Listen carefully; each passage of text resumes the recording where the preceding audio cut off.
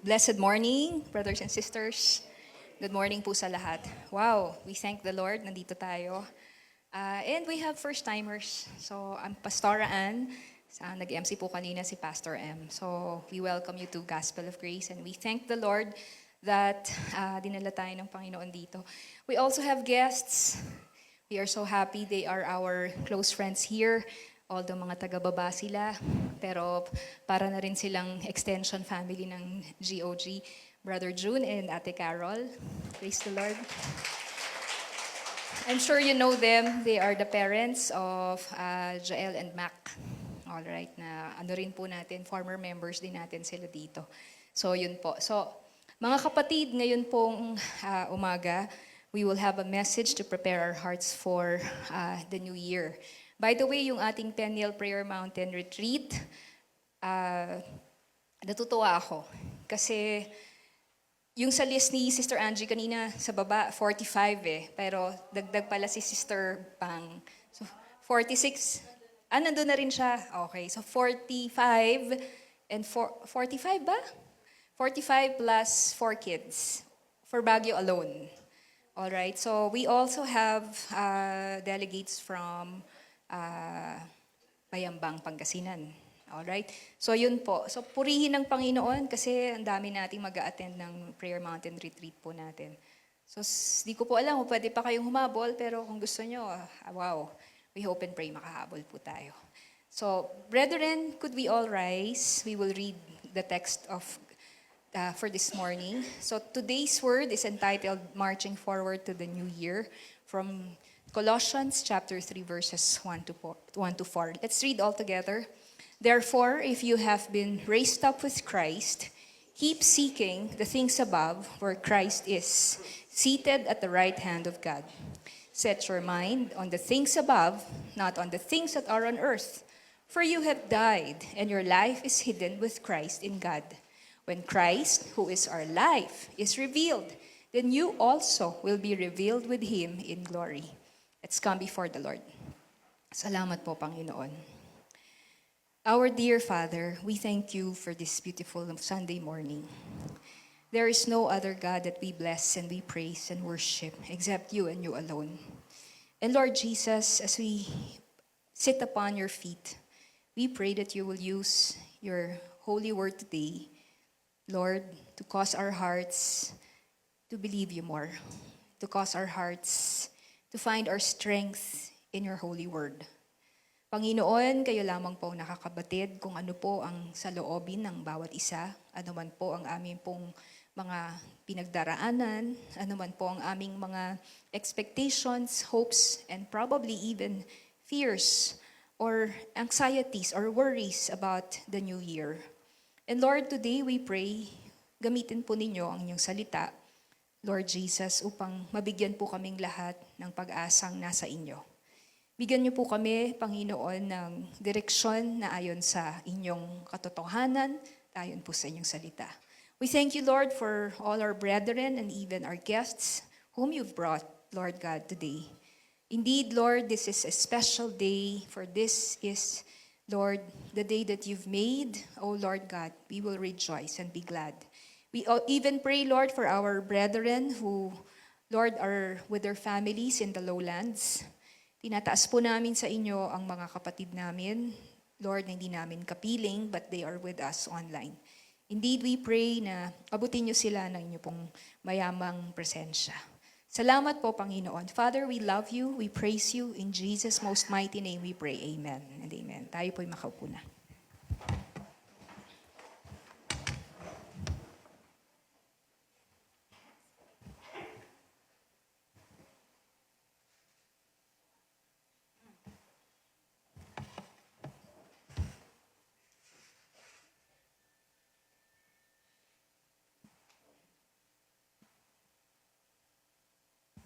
Ilan po sa atin ang probably napagod kayo nung Pasko? Meron ba? O nakapahinga naman na? Usually, when we have this season of holidays, all right, usually, yung energy level natin, nagdi-dip yan eh. 'Di ba? Meron tayong tinatawag na inertia. Kasi, grabe yung hyper, di ba? Pagka-hyper nating lahat. Preparations, reunions, luto and everything, reunions, alam niyo po yun. And syempre lahat po yun maganda, especially if we made an effort to minister to our loved ones for the Lord. Alright, yung kinikwento ni Sister Angie kanina. And meron pang isang pagdiriwang which is yung New Year. Di po ba? Alright. And then after that, ano na mangyayari pagkatapos ng New Year? Alright. And oftentimes, lalo pag hindi ka pa Kristiyano, yung iba po nadidepress di ba? Kasi sobra yung activity, alright, excitement, tapos biglang yung iba ganito pa yung nangyayari. They get depressed or something kasi ang dami nilang inutang sa credit card, no? The whole Christmas, yung palang mga pinamili nilang gifts, kin-credit card pala nila lahat yun, ano? So, yun yung malungkot, di ba? Tapos ma-realize, madami mo palang babayaran yung pong mga ganon. So, anyway, the point is, we're Christians, all right? We want to be ahead of the game, ika nga. And we do that by the Word of God, all right? Which means we equip ourselves with God's Word. And we know that there's a new year ahead of us. So instead of getting lost in the celebration and neglecting to prepare our spirits, what we do is we go back to the Word of God and prepare ourselves for the new year. All right? So our burden is that tayo po ay mahanda ng salita ng Diyos para tayo po ay equipped. So this is the last Sunday for the year 2024. All right? And I don't know how you would summarize 2024. Dito po sa church natin, I would say that 2024 had been a blast because ang daming ginawa ng Lord sa ating kalagitnaan.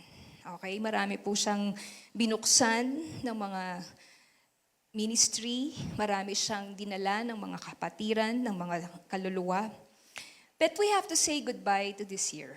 All right, we have to say goodbye to this year. Finish na yung 2024, hanggang 12 months lang. Huwag mo nang i-extend. Okay? And we have to welcome with faith and with hope 2025. All right? You know, when we're counting the years, funny, di ba? Kasi sometimes when you watch movies, makakakita ka ng movies na on this year, so and so, di ba nagkaroon ng tawag dito, tinamaan ng asteroid yung Earth, alam mo yon, biglang nag-take over yung mga AI. Pero 2025 na wala namang mga ganun nangyayari, di ba? Kung baga, things have moved forward, all right? Pero wala naman yung mga dystopian stuff na yon na nangyari dun sa world natin. Pero ito yung sigurado, tumatanda tayo. Alam niyo po yun, di ba? I was born in 1974. Tapos wow, 2025 na, naisip ko, ang tanda ko na talaga. Alam niyo, wala akong intensyong may tamaan. Okay, so we have very dear friends here, all right, na magkakadikit ang mga kaluluwa, mga bituka namin. All right, so yun po, di ba, yung alam mo na, wow, 2025 na, tanda ko na talaga, di po ba? Alam niyo yun na, so this is what we want to do this morning, all right? We want to have a clear view and directions from God as to how we are to face 2025. Kasi po, if we are armed with the Word of God, we will be equipped to face the new year. We will be excited to follow God and see Him unfold His plans and see Him perform miracles. Alright? Hindi tayo kinakailangang mag-succumb to fear of the unknown. Alright? Paano na kaya ekonomiya ng Pilipinas? Alright? Paano kaya yung problema natin with China? Alam mo, all that stuff na mga na unknown. Alright? Unknown. Okay? So, I don't know kung ano yung unknown sa buhay po ninyo. Alright? Pero siguro, a lot of things Siguro sa health. Alright? So we don't need to succumb to the fear of the unknown when God is the one telling us to march forward. Amen? When God is the one telling us to march forward. So here in Colossians chapter 3, kasi itong sabi, therefore if you've been raised up with Christ, keep seeking the things above, where Christ is seated at the right hand of God. Set your mind on the things above, not on the things that are on earth. For you have died, and your life is hidden with Christ in God. When Christ, who is our life, is revealed, then you also will be revealed with him in glory. So, the orders to march forward in 2025, we'll look at it in 2 points. The positive and the negative. Ano yung positive orders ng Diyos sa atin, mga kapatid? To keep seeking the things above, and to set your mind on the things above. All right? Yung negative, ito yung wag mong gagawin, is do not set your mind on earthly things. And the conclusion is, glory awaits us when Christ is revealed. No? So, we have an idea of a map of this passage of Colossians 1-4. So, ano ang orders ng Lord sa atin para sa 2025 as Christians? Kasi po mga kapatid, yung cure para sa anxiety natin, ang sabi ng Bible, ang cure dyan is to seek first the kingdom of God. You remember? Do not worry, di ba? Matthew chapter 6. Ang cure dyan is, unahin mo ang Panginoon. Unahin mo ang Panginoon. Okay? So, tingnan natin, ano yung positive, alright? Ano yung positive? The positive side of our orders to march forward is number 1, dalawa kasi yun eh. Keep seeking the things above, alright? Keep seeking the things above. Tapos sabi, pero before yun, ito muna yung sabi sa verse 1. Therefore, if you have been raised up with Christ, it is difficult for us to obey a commandment kung wala muna tayong grounds or basis. Bakit natin ginagawa yung commandment? Itong commandment na ito ng Diyos, to keep seeking the things above, has got something to do with our identity. Okay? Bakit po? If you've been raised up with Christ, meaning, kung ikaw ay Kristiyano na, alam mo ba na ikaw ay kaisa na kay Kristo? Ikaw ay isa ng, you are already united with Christ. You are united with Christ both in His death and His resurrection. Alright? Kasi po, ganito po yun. Death with Christ means that when Jesus paid for our sins on the cross, alright? Because Jesus is our substitute, and we put our faith in Jesus, we too died. Alright? So, alam na natin yun, di ba? The death we should have died, Jesus died. So, we too died because we are now in Jesus. We are now one with Jesus. But Jesus didn't just die. He also rose from the dead. Alright? So, we are also one with Jesus in His resurrection. Ang implication po noon, bago na yung buhay natin. Namatay na yung dating ako, ngayon dahil Kristiyano na ako, meron ng bagong ako. Alright? Meron ng bagong nilalang ang Panginoon. So we now have eternal life, and we're now living a new life because we are a new creation of God. Sabi po sa Romans 6, therefore we've been buried with Him through baptism into death, so that as Christ was raised from the dead through the glory of the Father, so we too might walk in newness of life. Alright? So we too might walk. So, brothers and sisters, discard fearful thoughts of the new year. Alright? Discard fearful thoughts. Let's focus on the truth that we are now walking in newness of life. Alright? Okay po. So, ito po ang resulta po nitong mga explanation na ito. Dahil we are one with Christ, we have now embarked, alright, on a new way of life, different from the past. Alright? So, nagsimula ka na ngayon ng bagong buhay. Sabi nga ng 2 Corinthians 5:17, old things have passed. Behold, new things have come. Iba na yung trajectory ng buhay mo, ika nga. Dati, ang trajectory, papunta ka di ba? Papunta ka ng south. Ngayon, papunta ka na ng north. Kasi nagbago yung buong plano ni Lord sa life mo. So, the first order of God, or a marching order of God, for the new years that we keep seeking the things above. Ano bang ibig sabihin noon? Brethren, Christians are now made for another world. Ngayon, nandito pa tayo sa mundong ito because God still has a work for us to accomplish, and that is to make disciples and lead people back to God. Alright? Hindi naman tayo agad-agad ni-rapture na ni God kasi Christian na tayo. Hindi, nandito pa tayo. Alright? Meron pa tayong tinatawag na mission habang nandito tayo. Ganun pa man, meron tayong upward call sa Diyos. Kaya pag sinabi na dahil raised up with Christ ka, keep seeking the things above. Bakit po? Kasi hindi ka na citizen lamang ng mundong ito. You are already a citizen of heaven where Christ sits on the right hand of God. Which means, even though you are here, but because you are a child of God, Christ, rules in heaven, and He rules your heart too, correct? He rules your heart too. So, Jesus who is seated in heaven, and because you're raised up with Christ who is in heaven, then that means the way that we think, the way that we live, should be heaven-bound, should also be upward. This means that our minds, our attitudes, our desires, our whole outlook must now be directed to heavenly things. All right? It must now be directed to eternal things. All right? Sa Tagalog, kailangan kung mag-isip po tayo, isip panlangit na. Isip pang walang hangganan na. Ganun na po yung ating pong outlook. Now, to keep seeking the things above, we must understand that this is not a suggestion. This is what? This is an imperative. It means it's a commandment.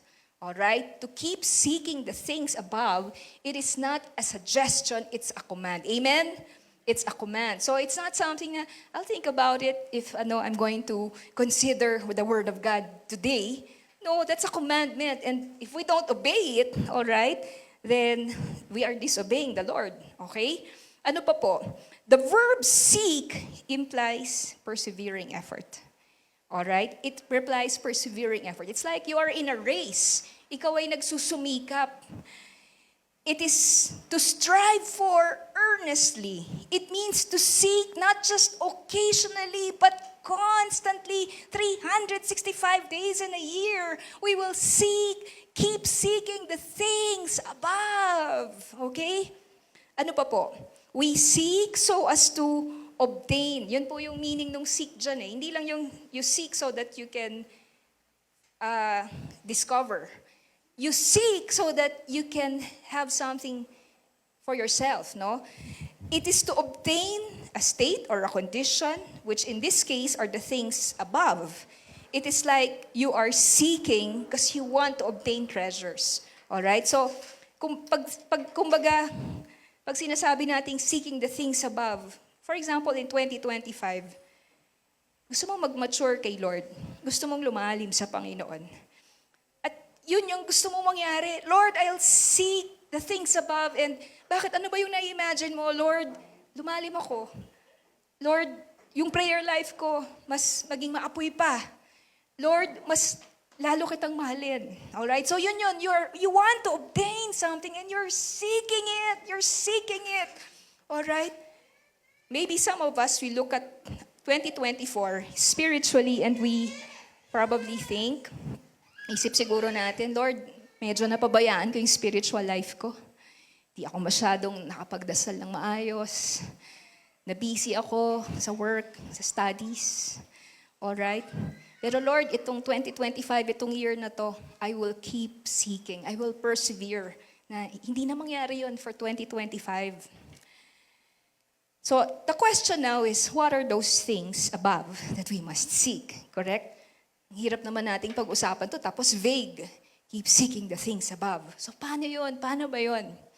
When you look at Scripture, you just search, all right, the word seek, and you will find so many things that we should seek, all right, the things that are above. So, I enumerated a few. Actually, hindi siya few. 12 siya eh. Pero ang dami pa eh. Pero somehow, ito yung pinaka-importante. What are those things above that, the things above that we must seek? Number one, we must seek God Himself. All right, we must seek God Himself. Psalm 63 verse 1, You, God, are my God. Earnestly, I seek You. Naghahanap po ba kayo sa Diyos? Amen. Pumunta po ba kayo rito dahil naghahanap po kayo sa Panginoon? Tama po, di po ba? Lahat po tayo na naririto. Yun po ang gusto natin. Hinahanap po natin ng Diyos. Tama po yun. That's seeking God. Psalm 119 verse 2, Blessed are those who keep His statutes and seek Him with all their heart. Alright, so you notice, seeking God means seeking Him with all our hearts. Psalm 37 verse 4, to seek God is to delight ourselves in the Lord. To delight ourselves in the Lord. Siya ang joy mo. Siya ang kasiyahan mo. Umiikot sa Kanyang yung mundo. Colossians chapter 1 verse 2, to seek God means to seek to increase in the knowledge of God. Alright? Lalo, gusto mo pa siya lalong makilala. Gusto mo pa lalong maintindihan. Yung sinasabi ni Sister Angie kanina, ito ang ibig sabihin ng faithfulness of God. Knowledge of God po yun eh. Alright? Na ang Diyos tapat, na ang Diyos dakila ang kanyang kabutihan. That's knowledge of God. So this is the first. We seek God Himself.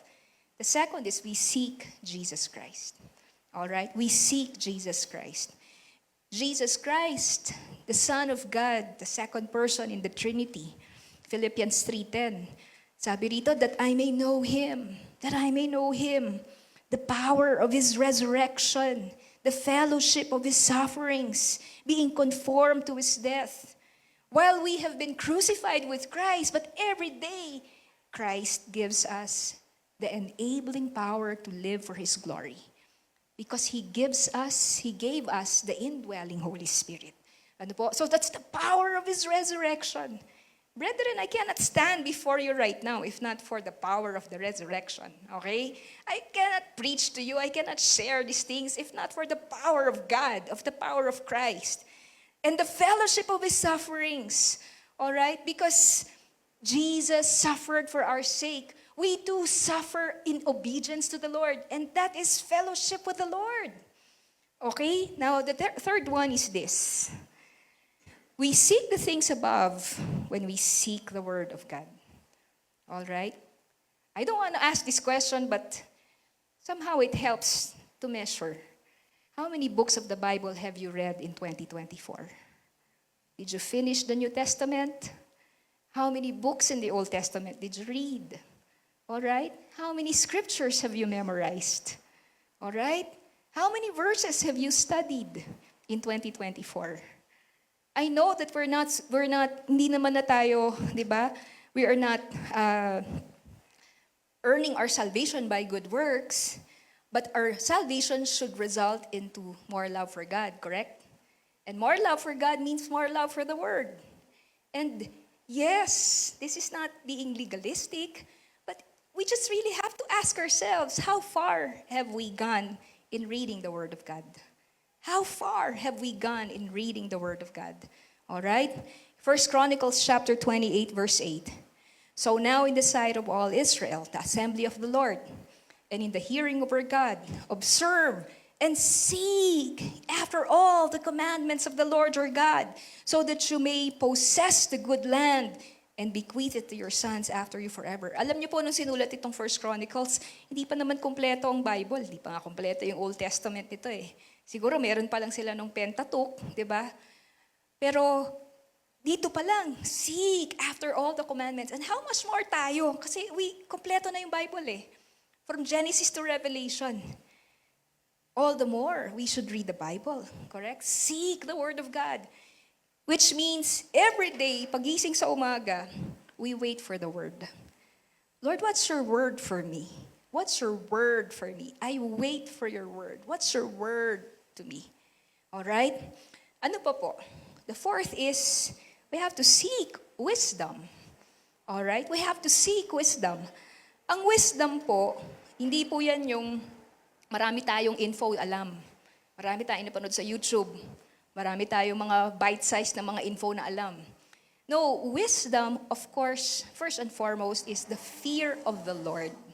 The fear of the Lord, that because you fear the Lord, all right, God gives you the insight, God gives you the understanding on what to do, on circumstances. All right, so we are to seek wisdom. It doesn't matter kung anong age tayo, bata, teenager, senior, we can keep growing wiser. All right, we can keep growing wiser. Proverbs chapter 2 says, "For if you cry for discernment, lift your voice for understanding. If you seek her as silver and search for her as for hidden treasures, then you will discern the fear of the Lord, discover the knowledge of God. For the Lord gives wisdom, from his mouth come knowledge and understanding." Brothers and sisters, alam niyo po, we use our social media, kami po ni Pastor M, our messenger, to send you links, to post links, all right? Of course, we won't post links that are, di ba, kulto pala yun, yung ganon, ano. But what we're saying is, you can use them so that you can read Christian articles. And if you are seeking for wisdom, alam niyo po, si Holy Spirit, He will really guide you eh. Lalalim ng lalalim yung, alam niyo po, yung kaalaman ninyo, yung knowledge ninyo. To me, that's my experience. He leads me to authors, to writers, that deepens my faith, that encourages me in my walk with the Lord. All right, I get to know more Christians, even through online, na nakaka-inspire naman yung walk nila sa Diyos. All right, so instead of using your phone to just scroll mindlessly, all right, mauubos talaga oras mo, magti-TikTok ka, mag-Instagram ka. So many things to amuse you, correct? Wala pa dyan yung ibang mga kung ano-anong mga hobbies, mga games and all. But let's seek wisdom. Let's seek wisdom na lumalalim yung ating, alam po, lumalalim yung understanding natin on how to live the Christian life. All right? And that's the promise of the Lord. He gives wisdom. Proverbs 8, "I, wisdom, dwell with prudence, and I find knowledge and discretion. I love those who love me, and those who diligently seek me will find me." Actually, wisdom is personified in Jesus Christ. All right? Jesus is our wisdom. Okay? Jesus is our wisdom. What else do we seek when we seek the things above? Seek righteousness. All right? Seek righteousness. Hindi ka na malulungkot sa 2025. Busy pala tayo. Ang dami pala nating gagawin, di ba? Nasa pang-5 pa lang, 12 nga ito eh. Di ko na nga nilagay lahat eh. Di ba? So wow, we're gonna be busy next year, di ba? Seek righteousness. Isaiah chapter 1. Learn to do right. Okay? Learn to do right. Simple things. Huwag ka nang malate sa pagbabayad ng renta mo. Kakahiya sa landlord, Kristiyano ka, tapos nalilate ka. Tama po? Simple lang yun, di ba? Little things eh. Don't be late in paying your bills. Okay? Learn to do right. Okay? Ano pa po? Seek justice. Ano ibig sabihin nun? Huwag kang manggulang ng kapwa. Hayaan mo nang ikaw matalo. Seek justice. Gawin mo kung ano yung fair. Alright? Defend the oppressed. Take up the cause of the fatherless. Plead the case of the widow. Have more mercy. Have more compassion to those who are underprivileged. Zephaniah chapter 2. Seek the Lord, all you humble of the land. You who do what He commands. Seek what? Righteousness. Seek what? Humility. All right? Seek righteousness. Seek humility. All right? So, kung ngayon, sa bahay, laging maintang ulo mo, lagi ka nakaangas, nakaangil, wag nang ganon. Seek righteousness. Seek humility. All right? The sixth is the things above. Seek the kingdom of God. Matthew 6:33. Seek first His kingdom and His righteousness, and all these things will be given to you as well. Brothers and sisters, the kingdoms of this world are temporary. All right? The kingdoms of this world are temporary. Hindi po tayo parang kilala nyo si Elon Musk, the richest man on earth, all right? Mas rich pa ata siya kay Bill Gates na ang dream niya makarating ng Mars. 'Di ba? So, sobrang siya famous 'di ba si Elon Musk today Pero kahit ano pa yung famous niya, mga kapatid, yung kaharian niya dito lang 'yun. Pag namatay siya, wala siyang iuuwi doon sa kanyang mga satellites, sa kanyang mga SpaceX travels. Alright, wala siyang iuuwi. At nakakalungkot kasi hindi niya pinagtrabahuhan ng kaharian ng Diyos. Pero mga kapatid, ikaw at ako, alright? Ikaw at ako, na nasa kaharian ng Diyos, that's what we are seeking. We're building, advancing forward the kingdom of God that is forever, that is eternal. Amen? So seek the kingdom of God. Let's not build our own kingdom. We're not building our own kingdom. We are building the kingdom of God. All right, let's look at the seventh. Seeking the things above it also means seeking the lost. All right? Ikaw nakakilala na kay Lord. Paano naman yung iba?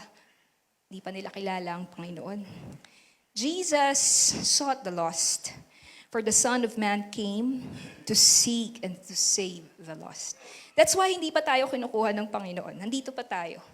So that we can make disciples and lead people to the Lord. All right? That's why we're still here. We were not raptured by God. All right?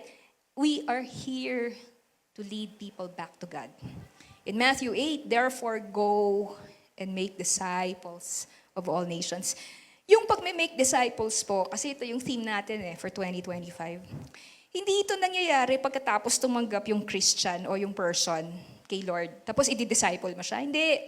Alam niyo po, ang making disciples, nasa opisina ka, tapos meron kang pinagbabalutan ng sandwich na ka-opisina mo, kasi in your mind, you're making disciples.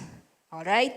Nasa school ka, tapos may nakita kang kaklase mo na walang kumakausap sa kanya, tapos kinaibigan mo siya. Alright? Tapos dinala mo siya sa youth fellowship, that's making disciples. Hindi pa siya nakakatanggap, pero you are already in the process of making disciples. Alright? So yung making disciples, hindi yung pagkatapos naging Christian, punta sa discipleship ni Brother EJ, punta sa discipleship ni Sister Marga. Hindi yun ang making disciples. Araw-araw, we're making disciples. Amen po? Yung ka-opisina mo, ka-work mo, kapitbahay mo, kaibigan mo, lahat ng relationships mo, merong kaparating agenda. Make disciples. Bring this person one step closer to Christ. At sana yung nakikita niya sa buhay ko is a good exposure of what a Christian is. Correct? What a Christian is. Nakikita niya yung life ko, ganun pala Christian. Di po ba? Ganun pala Christian. Nakikita niya nagiging positive yung iniisip niya. And of course, we relate with them. What else are we going to do? Seek to do good. Romans chapter 2 verse 7, to those who by persistence in doing good seek glory, honor, and immortality, He will give eternal life. You know, brethren, if not, kasi ang dami namang humanitarian, di ba? Ang dami namang gumagawa ng mabubuti. Pero alam niyo po, ang paggawa ng mabuti kung ito ay hindi galing sa Espiritu ng Diyos at sa Kanyang kalakasan, mababurnout ka. Iisipin mo, nakakapagod, hindi naman nagte-thank you itong mga ginagawan ko ng kabutihan. Bumabalik pa rin sila dun sa dati nilang ginagawa. Pero hindi po Tayo po, pag when we do good, laging merong hope. Kasi alam natin yung pagtatanim natin, walang natatapon, walang wasted. Yung pagtatanim mo sa mga kaibigan mo, sa mga pamangkin mo, sa mga relatives mo, lahat yon alam mo, si Lord nakikita yon. May ginagawa ang Panginoon dun sa mga taong yon. Seek to do good. 1 Thessalonians chapter 5 verse 15. See that no one repays another for evil, with evil for evil, but always seek after that, which is good for one another and for all people. Okay? Alam niyo po, grabe na yung negativity sa panahon natin. Grabe na yung self-centeredness. Huwag na tayong dumagdag kasi Kristiyano tayo Ang source natin, goodness ni Lord, di ba? Kahit apaw yung goodness ng Diyos sa buhay natin. 1 Corinthians 10:24, no one should seek their own good. Huwag ka daw selfish. but the good of others. Okay, ano pa? Number 9, let's seek peace. All right, the things above. 1 Peter chapter 3. Whoever would love life and see good days must keep their tongue from evil and their lips from deceitful speech. They must turn from evil and do good. They must, seek peace and pursue it.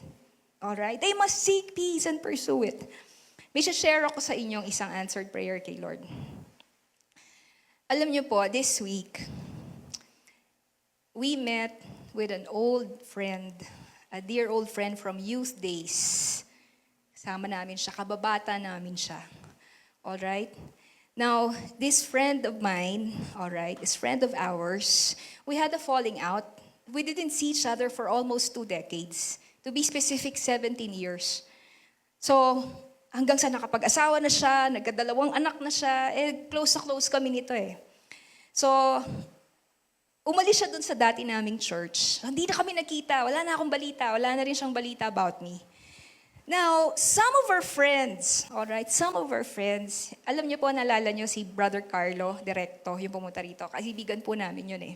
Ito po, it turns out that this person, this friend of ours, because we had a falling out, had bitterness dun sa dati naming ministry. And kasama na rin ako. Alright? Pero alam niyo po, ito yung seeking peace. Seeking peace is what these friends of ours did. Hindi nila ginatungan yung bitterness. Okay? Hindi nila in-encourage na, grabe talaga yung mga nangyari, na biktima tayo ng dati nating church. You know what they did? They encouraged him. They built him up in the faith. They showed him the way of faith, the way of love. And then when the time comes, nung nakita naman na kami, tawagan mo si ganito yung nangyari, ganito, ganyan. Huwag kang mag-alala, hindi na siya galit sa'yo. They made a bridge, all right? They made a way to bridge me and this old friend of mine. Yun yung seeking peace. Hindi mo gagatungan hanggang sa hindi na kayo makonect kasi wala kang ginawa. Wala kang ginawa para makonect, para ma-bridge, para i-mediate itong relationships na ito. And you know what? Actually, even before, so I called him. I asked for his number. Sure! Kasi po, sabi ni Lord yun eh. I gave him a call and it was parang, wala talagang natutuwa ako kasi sobrang nandun yung forgiveness ni Lord. And then, a month after that, he asked me to be a character reference kasi mag-theological school na siya. Alam niyo po yun. And then finally, we saw each other last week. Alright, we met his wife, we met his kids, and then this is what he said. Sabi niya, Ann, grabe no, parang hindi almost 2 decades yun yung nakalipas. We just picked from where we left off. Alright, alam mo yung nag-iwan ka ng object, iwanan mo dyan, tapos nakalimutan mo, nandun pala after 20 years. Tapos binalikan mo, nandun pa rin. Tapos ito na, kinuha mo na lang siya ulit. Yun yung relationship po namin. Alright? Ang ganda, kasi bakit? Sabi nga ng song, di ba? Friends are friends forever if the Lord's the Lord of them. Alright? And a friend will not say never because the welcome never ends. Alright? So, seek peace and pursue it. Now, if you have a chance, alright, to mediate, to help restore, do it. Huwag ka nang manggatong, huwag mo nang dagdagan yung rift. Okay? Huwag mo nang lakihan pa. Kasi hindi yun Christian way eh. Alright? Hindi yun Christian way. Kaya po nakakatuwa kasi little by little, we see these victories of God. We are also to seek heaven, Hebrews 13:14. For here we do not have a lasting city, but we are seeking the city which is to come. Alright? What else? We are to seek the work of ministry. In Philippians chapter 2, it says, "But I hope in the Lord Jesus to send Timothy to you shortly, so that I also may be encouraged when I learn of your condition." So, si Paul to nagsasalita. Sabi niya, sana si Timothy, papadala ko si Timothy para kayo ma-encourage. Tapos sabi ni Paul ito, For I have no one else of kindred spirit who will genuinely be concerned for your welfare. So, in his absence, pinadala niya si Timothy. Kasi sabi niya, pareho kami ng heart eh. Yung love ko para sa inyo, same love niya para sa inyo eh. Kaya sabi niya, I have no one else of kindred spirit who will genuinely be concerned for your welfare. Para na rin akong nandyan. For they all seek after their own interests, not those of Christ Jesus. Brethren, seeking to minister to others is seeking the interests of Jesus. Alright? Ulitin ko po. Seeking to minister to others, that's the interest of the Lord. That's the interest of the Lord. You make Jesus happy. You make Jesus glad. You make Jesus proud when you're concerned of the spiritual welfare of others. Amen po? Amen ba? Amen. Ano po? When we seek to minister to others, when we seek to be concerned about others, alam niyo po, ang natutuwa si Lord. Ang natutuwa si Lord. Kasi yun ang interest ni Kristo. And lastly, seeking the things above means to seek the will of God. Alright? To seek the will of God. John 5:30. I do not seek my own will. Si Jesus Christ na po ang nagsabi nito. But the will of Him who sent me, meaning God.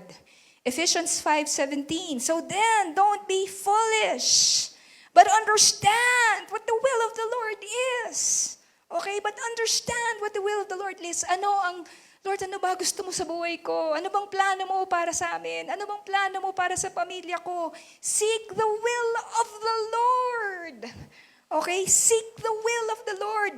Minsan, akala natin, pag naging Kristiyano, akala natin, Lord, itong mga plano ko Ika nga, Panginoon, samahan mo ako pag i-bless mo yung mga plano ko. Hindi po ganun eh. Ito gagawin mo. Pag Kristiyano ka na, lahat ng mga plano mo, lahat ng mga iniisip mong gawin, isasantabi mo na yan eh. Isasantabi mo na eh. You start from scratch. You start from zero and you just say, Lord, hindi na po ako to eh. Ano na to, tawag dito, canceled na to, Panginoon. Ikaw, Lord, anong gusto mo? Ready ako, Panginoon, nasundin ka. Lord, saan mo ako gusto? Saan mo ako gustong gamitin? Saan mo ako gustong dalhin? Lord, alam niyo po yun. And ang Panginoon, hindi niya ibibigay ng isang lump sum yung plano niya. Kasi tuturuan niya tayo mag-trust eh. Tuturuan niya tayo magtiwala. I-grow niya yung faith po natin eh. But the point is, when you are seeking the things above, you are going to seek the will of God and you are going to do the will of God. Alright? Ngayon, ito po. Perhaps some of us would be wondering at the back of our minds, paano naman ako? Puro yan sa Lord, sa ibang tao. Diba? Paano yung buhay ko? What about my needs? I'll just give you a verse or two just to assure us that no one who seeks the Lord will ever be ashamed. Psalm 34 verse 10. The lions may grow weak and hungry, but those who seek the Lord lack no good thing. All right? Lack no good thing. Do you lack? Amen? Do you lack? You don't lack. We don't lack. Ang mahirap nga ngayong Pasko, mag-self-control eh. Di ba? Sa totoo lang, di ba? Kasi hindi ka na kumakain for energy. Kumakain ka na talaga as bisyo eh. As pleasure. Pag nabobore ka, kain. Kasi daming food eh. Alam niyo po, yung blessing ni Lord sa aming mag-asawa, kung kakainin namin lahat ng binibigay sa amin, obese na kami. Totoo po. Sa totoo po. Kasi yung pagpapala ng Panginoon. Talagang sobrang totoo yung talagang lack no good thing. Kaya natutuwa kami kasi yung mga kapitbahay namin, nasa-share namin sila ng, ang tawag nga nila ron, share the calories. Diba? Share the calories. Huwag mong ubusin lahat, tatabakan yan, magka-diabetes ka. Diba? I-share mo sa iba. O, di na-bless pa sila at nag-glorify mo si Lord. Alright? Pero yun po yung sinasabi ko sa inyo, kung uubusin namin lahat, kung sasabihin namin, maraming di. Kasi di ba yung mga magulang natin noon, maraming di kumakain, ubusin mo yung kanin mo. Ganun na di ba? Pero ngayon, patay ka pag inubos mo yung kanin mo. Kasi mas alam na natin, di ba? Medyo mas nagigets na natin kung mag-a-only rice ka. Alright? So, mga kapatid, hindi nagkukulang si Lord. Nagkukulang lang siya sa tingin natin kasi wala tayong contentment eh. Pero sa totoo lang, kung contentment tayo, di po ba? Meron nga po ako nabasang isang article, we posted it on our wall. If you think that the goodness of God is reduced to material things, all right, you have mistaken what the goodness of God is. Because the goodness of God is not reduced to material things. Because a lot of people this Christmas, they don't have food, they don't have gifts, they don't have Christmas lights. Dito sa Pilipinas, okay pa tayo. But what about poor countries? Alam niyo po yun? Pero tayo po, di ba? We're blessed. But again, what's the goodness of God? The goodness of God is when He transforms you, when He sanctifies you, when He makes you more like Him. So the second positive marching order for the new year is to set your mind on the things above. All right? In the Living Bible, this is how it's put. Let heaven fill your thoughts. Don't spend your time worrying about things down here. Ganda po, no? Let heaven fill your thoughts. Don't spend your time worrying about things down here. Alam niyo po ako, na-experience ko to eh. Kapag, alam mo yon, kinarir mo ang isang bagay, nag-search, kunyari, may bibiling kang ano, di ba? May bibiling kang kurtina. Alright? O may bibiling kang isang whatever, item, sapatos, ganyan. Tapos kinareer mo siya. Nag-search ka sa ganito, nag-search ka sa ganyan. Tapos buong araw na yun ang ginagawa mo. Puro ka na search. Na-consume ka na. Tapos after nun, parang na-feel mo, parang may mali. Di ba? Parang may mali. Sayang naman yung time ko na para kang nanuyo pagkatapos mo siyang gawin. Eh ito po, mabuti kung merong feeling na parang may mali. Pero paano kung lagi na tayong ganon? Paano kung yun na po yung mindset natin? Alright? Paano kung ang mindset natin talagang panlupa na? Alright? Kaya po, brethren, we must not only seek heaven. Kasi yung kaninang pinakita natin, yung number 1, keep seeking the things above. Alright? We must also think heaven. Not just seek heaven, but think heaven. Alright? So yung kanina, the first forward march relates to our everyday walk.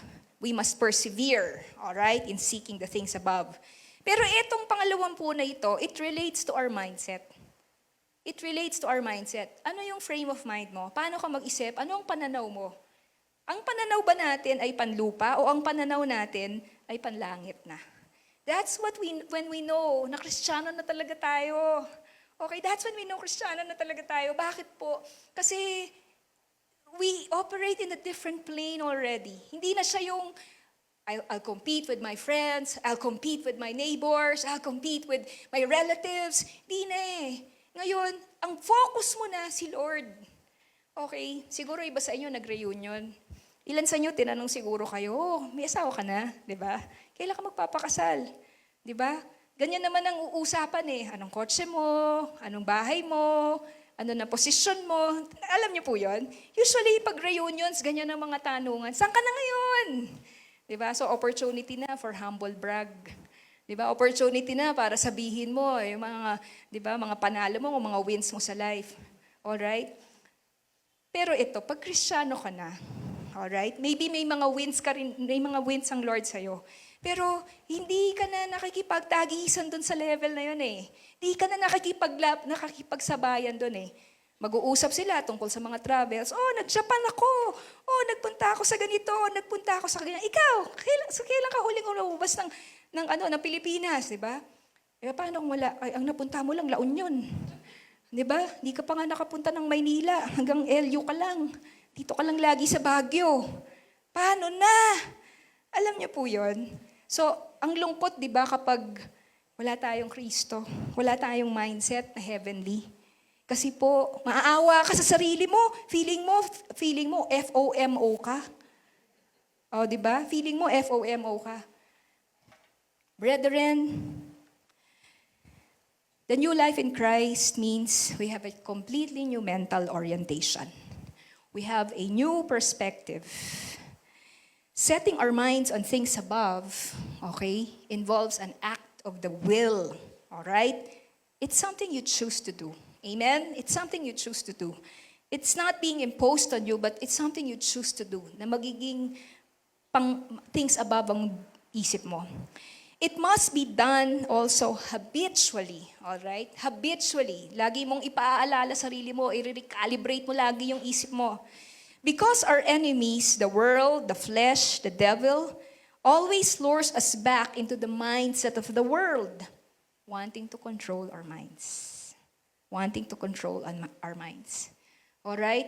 Siguro, nakatikim ka ng isang pleasure of the world and nagustuhan mo siya. Tapos ang problema, gusto mo na siya parati. Yun na parati yung gusto mo.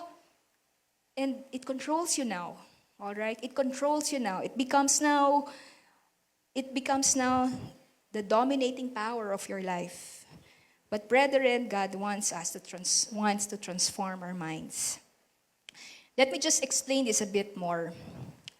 Some people, their minds are bent on business. Alright? Nakamit na kayo ng ganitong mga human beings? Lahat ng makita nila, ang naiisip nila, nare-relate nila sa pera. Alam niyo po yun? Sa totoo lang, di ba? May mga ganong tao, makakita ng ganito, pwedeng negosyo yan ah. Import natin yan. Di ba? Pwede yung ano ah. Yun po, ang isip-isip negosyo.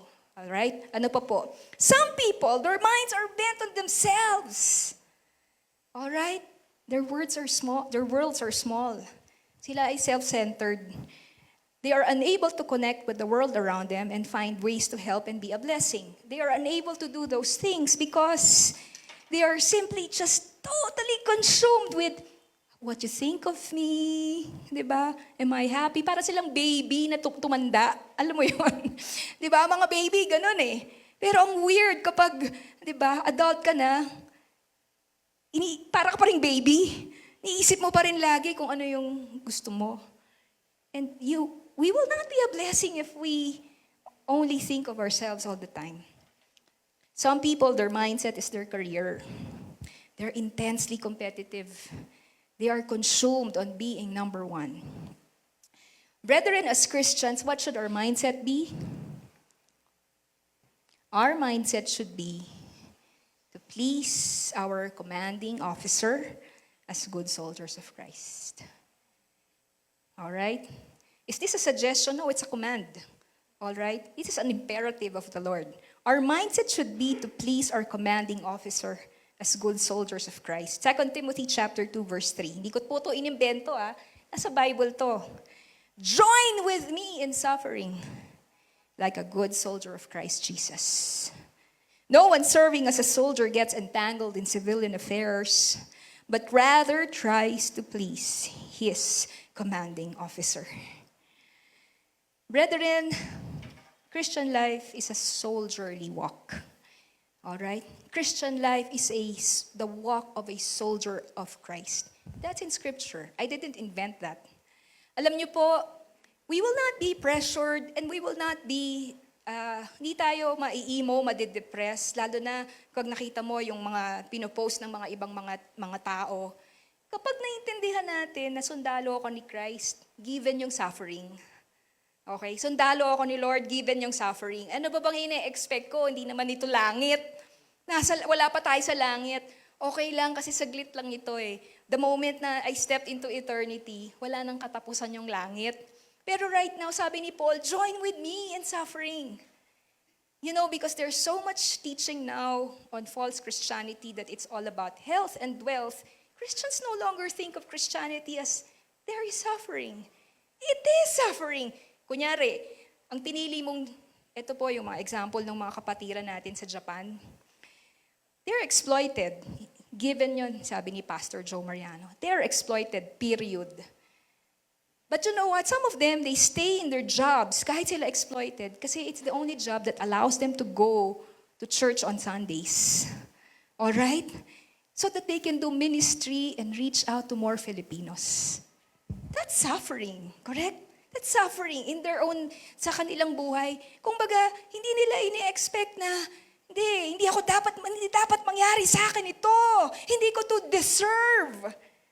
Yan ang mga tagline ngayon, di ba? Deserve mo naman. Mga kapatid, please lang, hindi tayo ganun.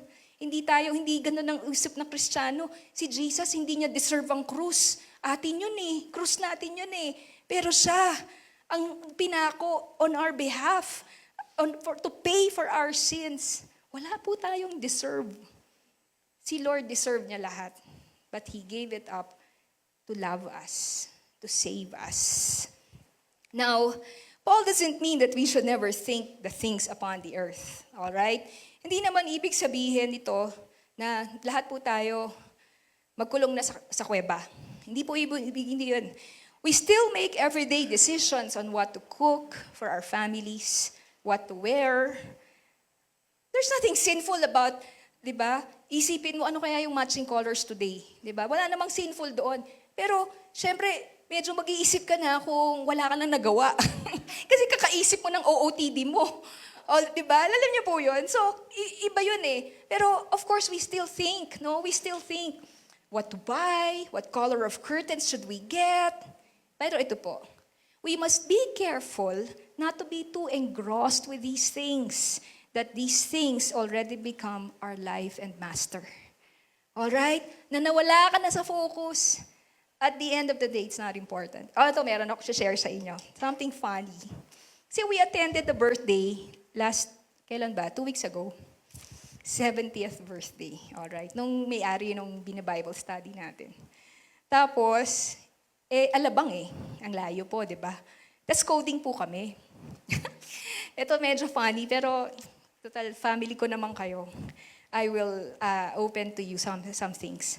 Tapos, so si Brother M, sabi niya, dapat by 3:45, nakaalis na kami sa Ortigas, tapos magsa-skyway kami, or, hindi, coding nga, basta mag-ano kami, South Superhighway, tapos diretso na kami ng Alabang. Tapos alam ninyo, kakamadali, pag upo ko ng sasakyan, sabi ni Brother M, bakit ka biglang tahimik?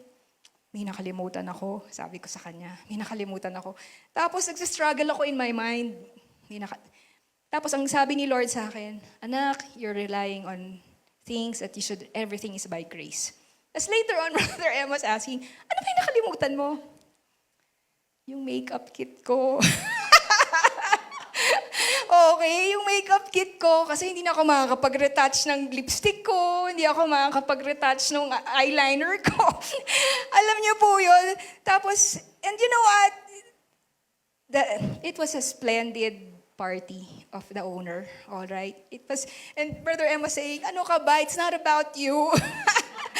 It's not about you. Wala namang papansin sa makeup mo, okay? But what I'm saying is, ito nga po di ba? Yung, sometimes, we get too engrossed with these things na at the end of the day, hindi kasi yun importante. Everything is by grace Diba? You can minister to people. You can be a blessing to others. And who cares if you're wearing, diba, an eyeliner or not? Diba? Alam niyo po yun? Because everything is by grace. Amen po?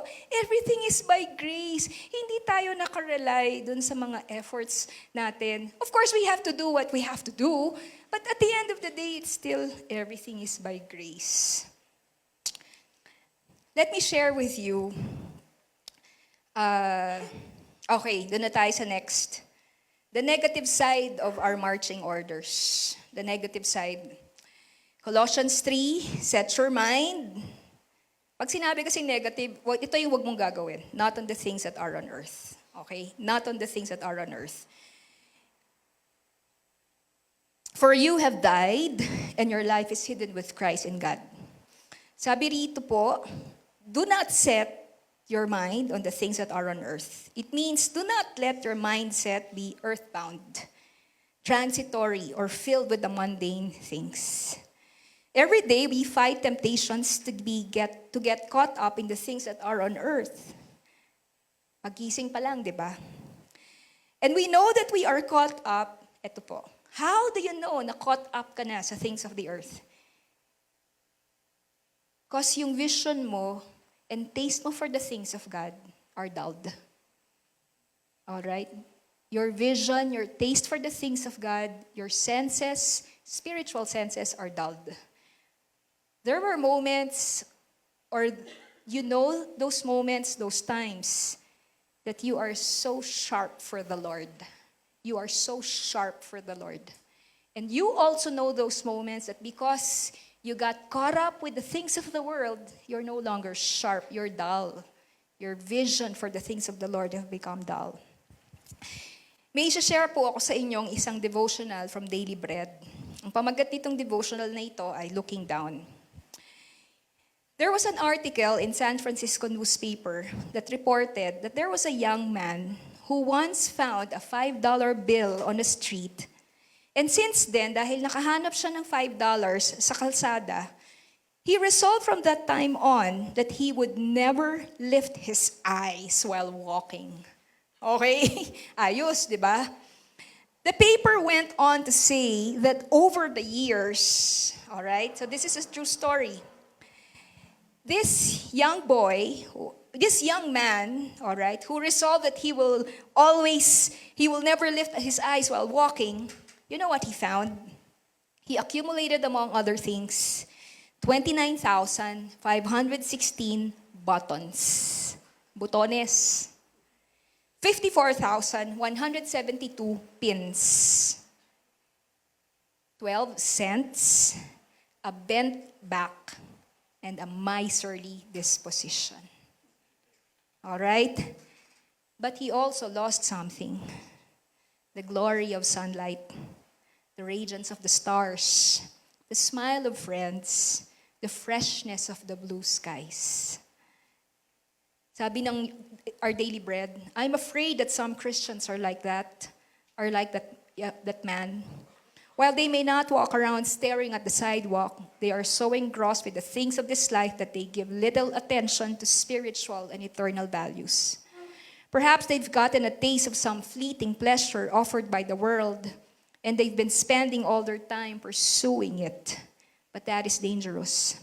When God's children who are seated with Christ in the heavenlies give their affection and attention to a world that is passing away, they lose the upward look. Their perspective becomes distorted.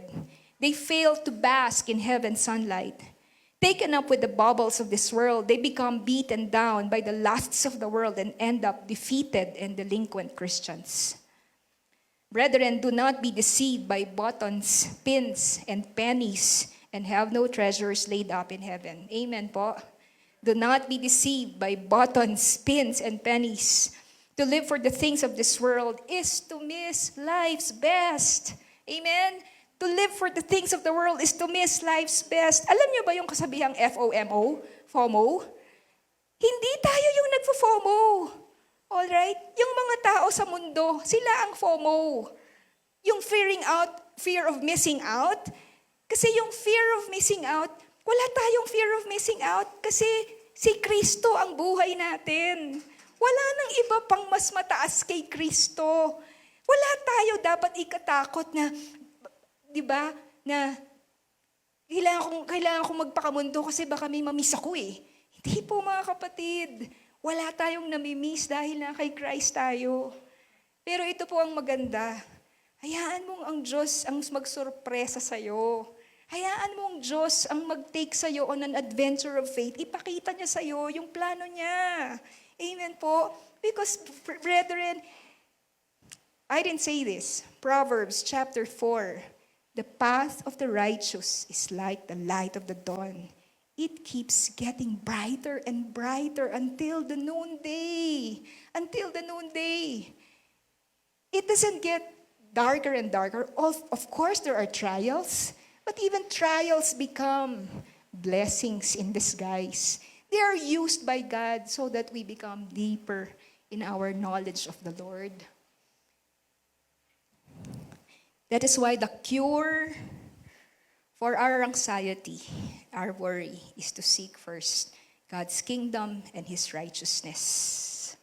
Sabi po sa Matthew chapter 6, verse 25, For this reason I say to you, do not be worried about your life as to what you will eat or what you will drink. Alright? Meron ba sa inyo ngayong nag-worry? Alright?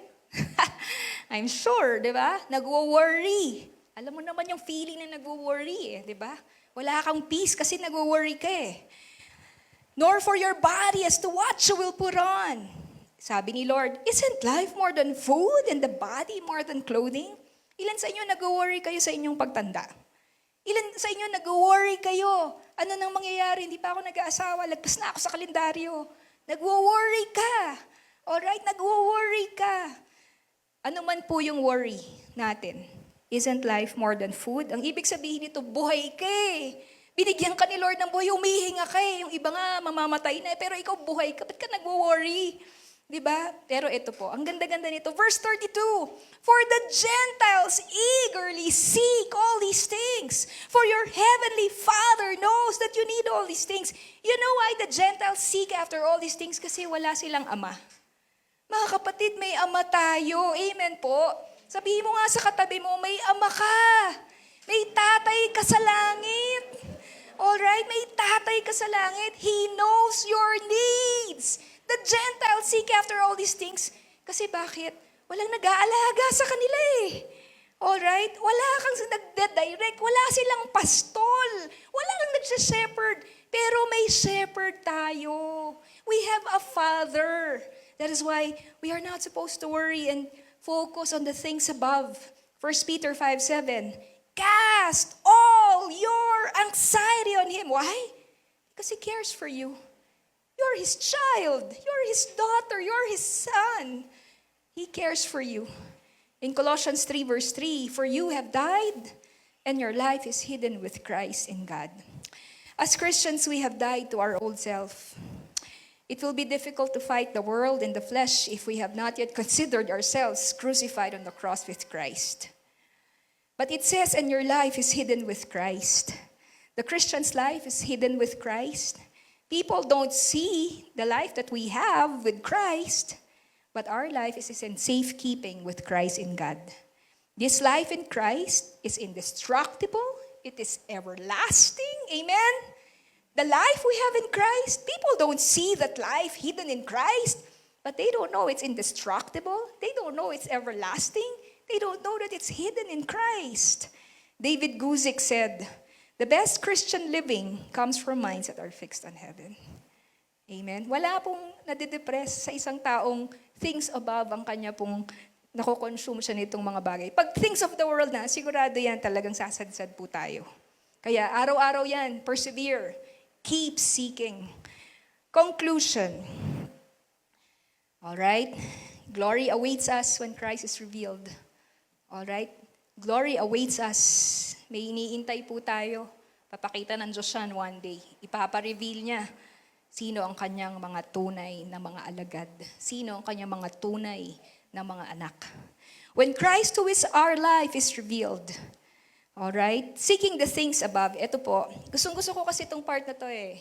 Alam niyo sa original language pala ng Greek, wala itong who is. Nilalagay lang yan ng Bible translators kasi nga awkward kasi ang original, Christ our life.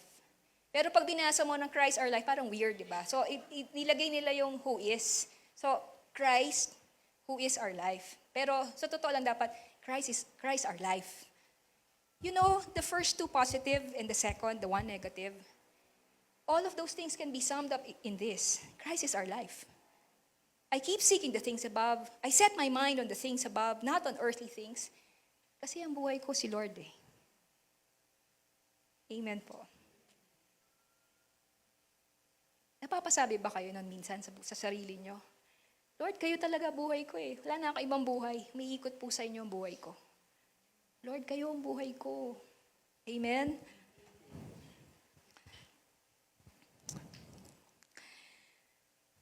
Brethren, wala na tayong ibang buhay kundi si Kristo. Kasi wala namang buhay sa labas ni Kristo. A day is coming when the Lord will be physically, externally visible, and revealed to the whole world. A day is coming when Jesus Christ will be revealed to all five senses. A day is coming when He will be revealed in all glory. And when that happens, you know what? The Bible says we too will be revealed with Him. We too, whose life at present is hidden with Christ, will also be revealed with Him and share His glory for everyone to see. Right now, no one sees that we're special. Diba? We're really special because we're children of God. Di po ba? But no one sees that right now. But when Jesus is revealed in glory, magugulat ka na lang. Nagugulat na lang yung mga human beings, di ba? Akala nila, ang glorious ngayon, sina Elon Musk, di ba? Magugulat na lang sila. Yung mga aba, yung mga hindi pinapansin, yung mga simple, biglang, wow, these are the sons and daughters of glory of God. Let's all rise, brethren. So, I hope and pray that the Word of God has truly spoken to our hearts. We will sing a song to the Lord and worship Him, give Him our praises. Father in heaven, napakalaki po ng natanggap naming biyaya. Panginoon, hindi lang po ngayong Pasko, pero dahil po, niligtas niyo po kami. Wala na po kaming ibang mahihiling pa. We are set for eternity. We are secured for eternity. Nothing will ever sever us from the love of God that is in Christ Jesus our Lord. Lord, we thank you. Father, we thank you. For he who trusts in you, Lord Jesus, shall never perish. Shall never perish. Maraming pong salamat sa umagang ito, Panginoon. Muli ninyong pinaalala sa amin kung anong meron kami. Muli ninyong pinaalala sa amin, Panginoon. Lord God, to go for the higher ground, to live on a higher plane. At Panginoon, kung meron pong mga ilan sa amin na naririto, O Jesus, na nangangamba tungkol po sa bagong taon, na nangangamba, Panginoon, sa mga uncertainties, sa mga unknown factors, Lord God, hindi po namin kinakailangang pagtuunan ng pansin ang mga ito. The Bible says, cast all your anxiety. That's a commandment. Cast all your anxiety on Him because He cares for you. Lord, allow us not to limit your power, to limit your love by taking things on our own, by, Lord, handling and managing things by our own faith, by our own effort. For that is unbelief. For that is unbelief. Help us, dear Lord Jesus, to trust your love and to trust your word and to obey your word. Salamat po, Panginoon.